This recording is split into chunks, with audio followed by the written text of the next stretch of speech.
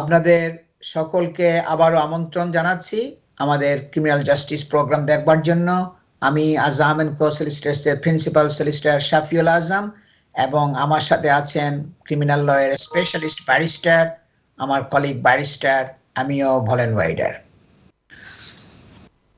কিভাবে how can I defend an allegation of A sexual offence made against me, কিভাবে আমরা এটা defend করব?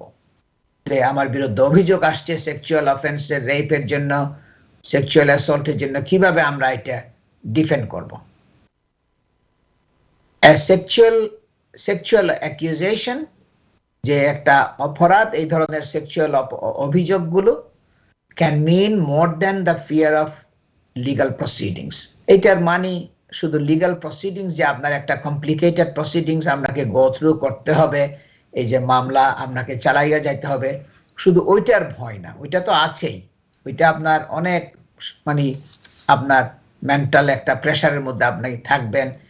এছাড়াও আরো একটা সবচেয়ে বড় জিনিস হচ্ছে যে আপনার রেপুটেশন ড্যামেজ, যে আপনার মানসম্মানের যে ক্ষতি এবং যেটা একটা কলঙ্ক, যেটা এই অফেন্সেসের জন্য অনেক সময় পত্র পত্রিকার মধ্যে তারা এগুলা ছাপানো শুরু করে, যখন এই চার্জগুলা পুলিশ যখন চার্জ করে, তারা সেই কনভিকশন পর্যন্ত তারা থামে না, তারা পত্র পত্রিকার মধ্যে এগুলা ছাপানো শুরু করে এবং এটা আপনার মান সম্মান, আপনার কলঙ্ক, এটা একটা বিরাট মানে তখন ঝুঁকিপূর্ণ হয়ে দাঁড়ায় সবার জন্য।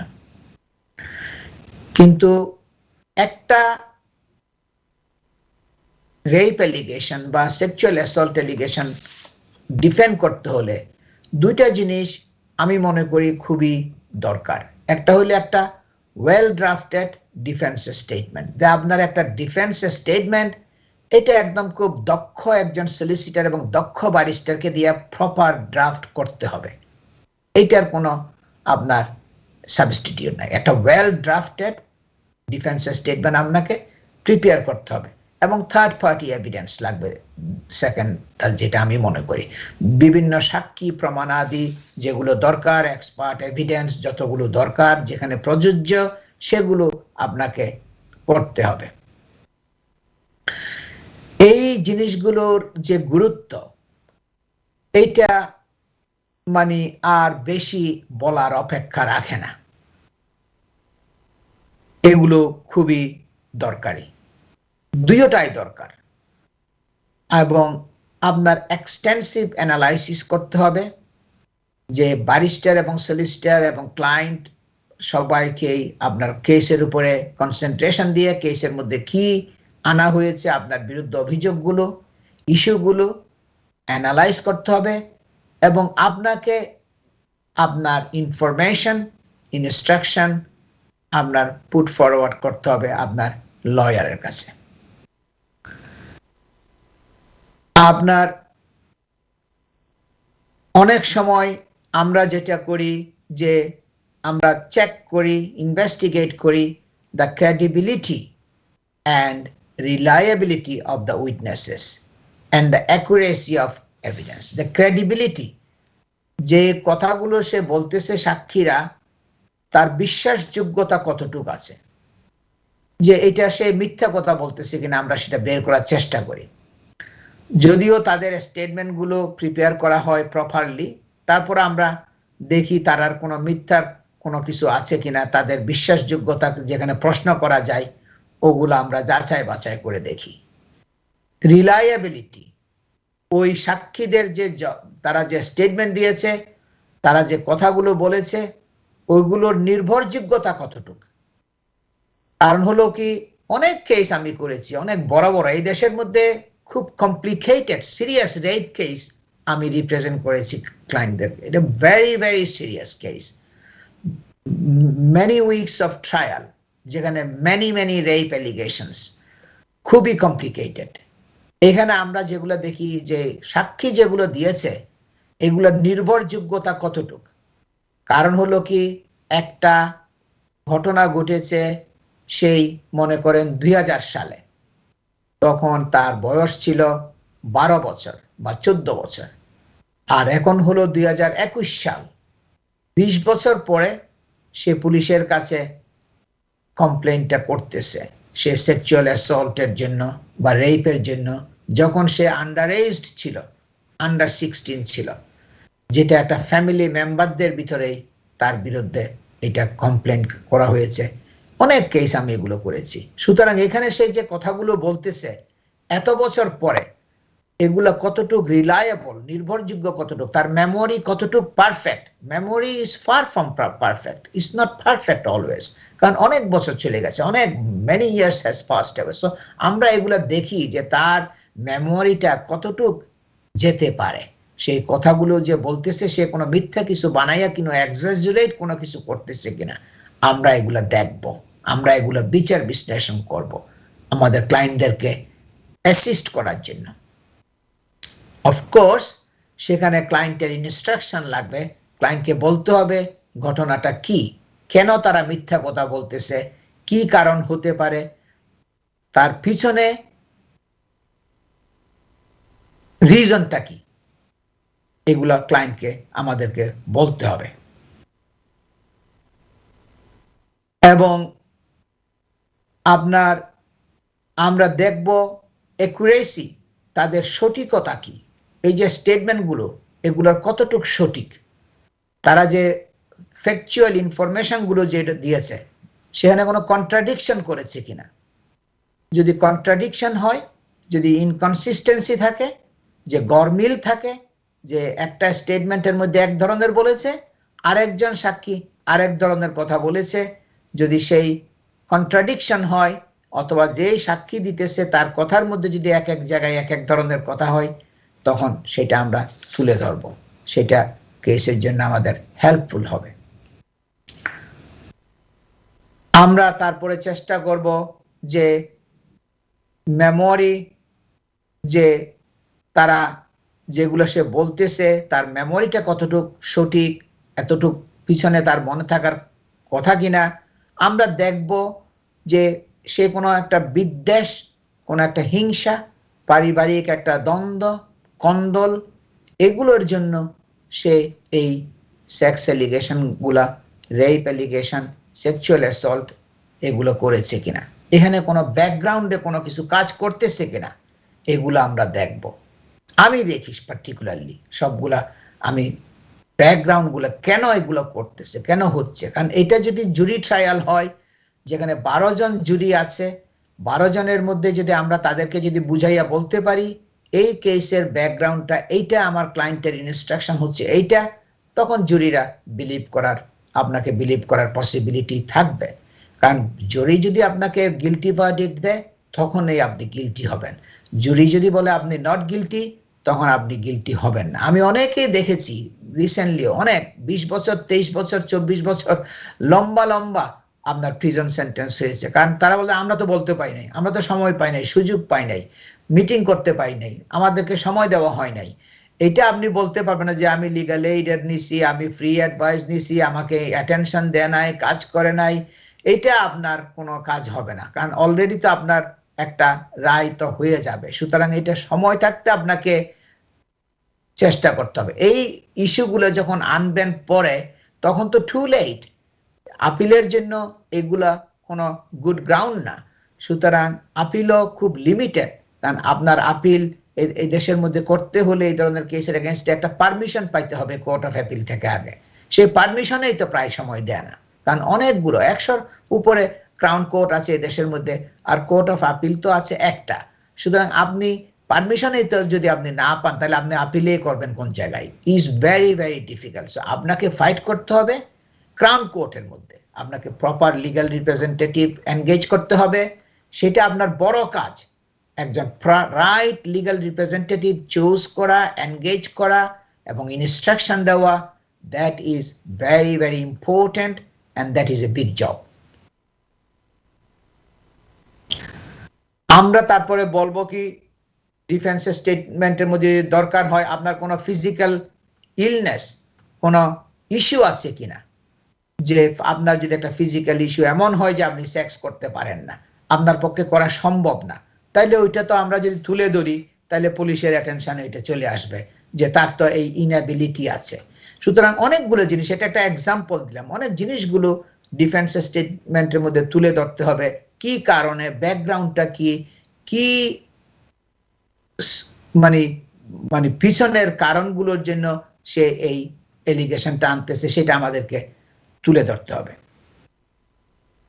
আমাদেরকে তুলে ধরতে হবে যেই ক্রেডিবিলিটি, তাদের বিশ্বাসযোগ্যতার উপরে, তারা যদি এক এক জায়গায় এক এক ধরনের কন্ট্রাডিক্টরি কথাবার্তা বলে, অসামঞ্জস্য কথাবার্তা বলে, ওগুলো আমাদেরকে তুলে ধরতে হবে।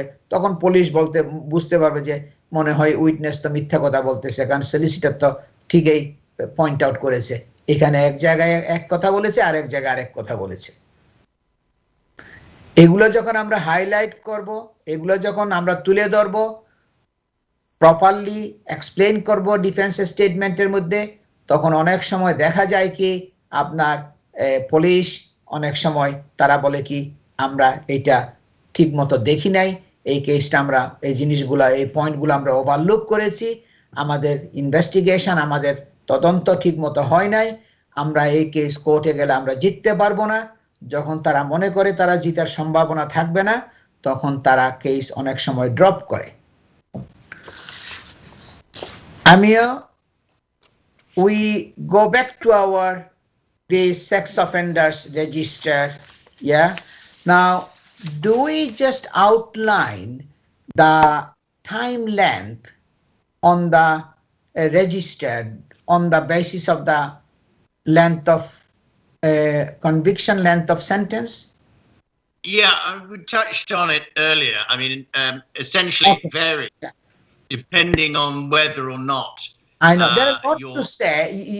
You just try to cover as much as you think more relevant, because we have very limited time. Yeah, so essentially if you're over 18 and the sentence of imprisonment is over 30 months, then you're going to be on the register indefinitely. If, however, the sentence is between 6 months and 30 months, it's going to be 10 years. 6 months or less, it's 7 years. An order without a restriction is 7 years, but if you were subject to some form of restriction, it would be indefinitely again. Any other disposal, fine, or community order would be 5 years. A caution would be 2 years, and a conditional discharge, it would be you'd be on the register just for the duration of the conditional discharge. Now, generally speaking, if you're under 18, it's half that. So obviously, if it's 30 months or more, you're still going to be on it indefinitely. But for example, if you're in the 6 months to 30-month bracket, where it would be 10 years, if you were over 18, then obviously if you're under 18, it would be 5 years.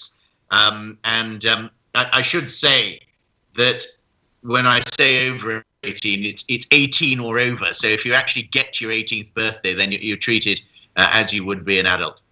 Okay. Yes. Yeah. And then caution, if someone takes the caution, it still is for 2 years. Over 18. It is, but it would be 1 year if you were under the age of 18. Yeah. So, and again, that's something I think that surprises some people, because they assume that there'd only be a risk to being on the sex offenders register if you actually convicted offence. Well, in fact, that's not the case. If you accepted a caution, you could find yourself on the sex offenders register for 2 years as an adult, 18 or over, and 1 year if you're a juvenile. And particularly, if someone is on the sex offenders register and looking for a job as a teacher or as a doctor in the hospital, tell something about those consequences for those professionals.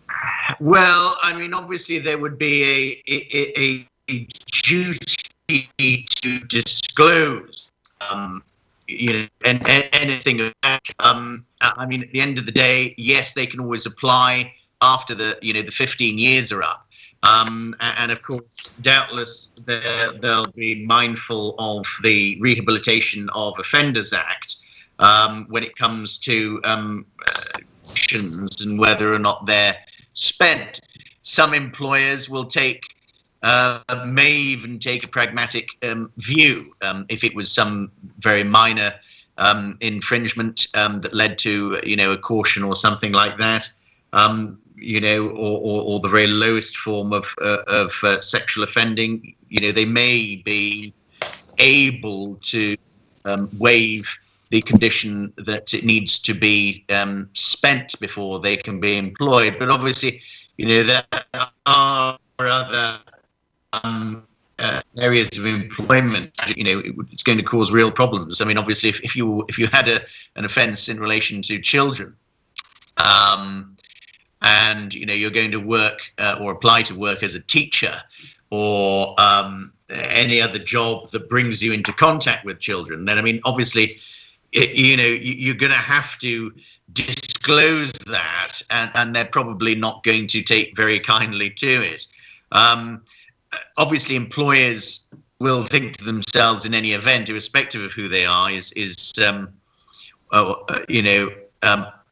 what are we going to do about this? And of course, the general public will be thinking to themselves, do I need to disclose it to my employer? And I suppose all we can sort of say as general rules is, as I've sort of touched upon, under the Rehabilitation of Offenders Act, the type of job, is it one that's, going to cause problems? Any restrictions that you're set because of your license or sexual harm prevention order? And those are the things they really need to consider. I mean, it's no surprise either, Shafi, that a number of employers are going to take the risk-averse attitude towards recruiting people with criminal records. I suppose these can be amplified for applicants having to declare convictions for sexual offences. It really is incumbent upon you to find out whether you need to disclose those convictions or not. I always, will say to a client that you should, exercise caution and take the honest route that's not going to affect your integrity. Because I think any employer will appreciate candor rather than seeking to hide the fact. I mean, I do know it is very difficult, in some cases as well, as to whether or not it's relevant. Forms are terrible for answers that seem very simple. But actually, when you start looking at them from a legal point of view, what looks like a very simple question can actually be a very difficult one. I mean, if I've got time, I'll just give you a little example. But I mean, somebody could ask you where you were living, which might sound like a very straightforward question on a form for employers. But you may have properties in different countries or something like that. And to most people, they just assume, oh, well, living means, where am I renting, or, something like that. But it might not necessarily be the case. You might be staying there. Your habitual residence may not have changed. Your domicile may be different to that. So I would always recommend, if people are in any doubt, to speak to a specialist advisor, either a solicitor or barrister, because employment's it's very important. It's important to get it right so they don't commit other offences in relation to fraud or otherwise, and also that specialist advice may be able to help them answer it in a way favourable to them. Because what otherwise could be interpreted one way might be interpreted another way with the right legal advice. So that's all I can really say on the matter. Yeah. So just finally, in 2 minutes, would you say who will be told? Darshak এখন বলছে আমার client মানে colleague barrister আমিও বলেন Werder যখন এই sex অফেন্সের মধ্যে পড়বেন কাদেরকে বলা হবে এই অফেন্সগুলো? Who will be told about the offenses, Amir? Well, I think what you're really probably touching on now is what is described as Sarah's law, I suppose, and in relation to domestic violence, I suppose Claire's law. But just dealing with child sex offenders disclosure scheme. So this was rolled out in England and Wales in 2011. And it allows anyone concerned about a child to formally ask the police if someone with access to a child has a record for child sexual offences. So criminal record checks are carried out on the applicant, and following a full risk assessment, the police will reveal details in person to the person most able to protect the child. So usually parents, carers, or guardians, if they think it's in the child's interests. Yeah, I think we are out of time today. Yeah. Yeah. Is a lot of things to say here. I know that. Yeah. But, indeed, quite a lot. Yeah.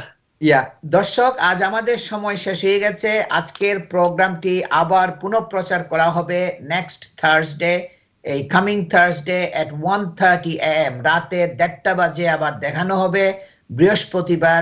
তাছাড়া NTV ইউরোপের Facebook এবং ইউটিউবে log in করলেও আপনারা আমাদের আজকের এই প্রোগ্রামটা দেখতে পারবেন। অনেক গুরুত্বপূর্ণ কথা বলেন ওয়াইডার। তাছাড়া সলিসিটর শাফিউল আজম অথবা আজাম এন্ড কো সলিসিটরস এই নামে গুগলের মধ্যে সার্চ বারের মধ্যে আমাদের নাম লিখে যদি সার্চ করেন তখনও এই প্রোগ্রামের লিংক পাওয়া যেতে পারেন। সুতরাং সবাই ভালো থাকুন, সুস্থ থাকুন এবং সকলের প্রতি আমার শুভকামনা থাকলো। আসসালামু আলাইকুম।